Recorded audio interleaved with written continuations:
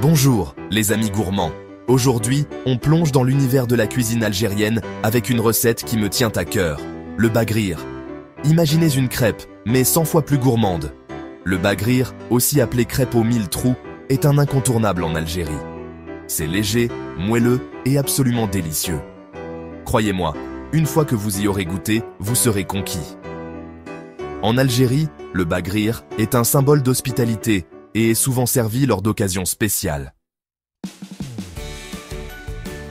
Rassemblons nos ingrédients.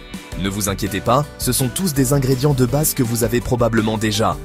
De la semoule fine, l'ingrédient clé qui donne au bagrir sa texture unique. Un peu de farine tout usage, on va en utiliser un peu pour plus de moelleux. De la levure, c'est ce qui rend notre bagrir léger et aérien. Du sucre, une touche de douceur, c'est toujours une bonne idée. Du sel, pour équilibrer la douceur et rehausser les saveurs. De l'eau tiède, cela va activer la levure et lier notre pâte. Maintenant, place à la partie amusante, la préparation de la pâte. Dans un grand saladier, mélangez la semoule fine, la farine tout usage, la levure, le sucre et le sel. Mélangez bien, comme si vous vous faisiez des amis avec les ingrédients. Ajoutez progressivement l'eau tiède en fouettant continuellement pour éviter les grumeaux. La pâte doit être lisse et avoir une consistance légèrement liquide.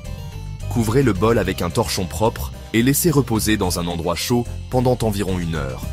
C'est là que la magie opère. La levure va faire des merveilles, créant des bulles d'air et donnant au bagrir sa texture si particulière. Faites chauffer une poêle anti-adhésive à feu moyen. Vous n'avez pas besoin d'huile ou de beurre. Versez une louche de pâte sur la poêle chaude. La pâte doit s'étaler facilement, formant une crêpe fine et ronde. Et voici le moment excitant. Au fur et à mesure que le bagrir cuit, vous verrez de petits trous apparaître à la surface. C'est le signe que la magie opère. Faites cuire pendant environ 2 minutes, ou jusqu'à ce que la surface soit prise et ne soit plus humide. Ne le retournez pas. Le bagrir ne se cuit que d'un seul côté. Retirez le bagrir de la poêle et empilez-les sur une assiette. Couvrez-les d'un torchon propre pour les garder moelleux et chauds. Servez votre bagrir immédiatement. Ils sont meilleurs chauds, arrosés de miel ou de beurre fondu.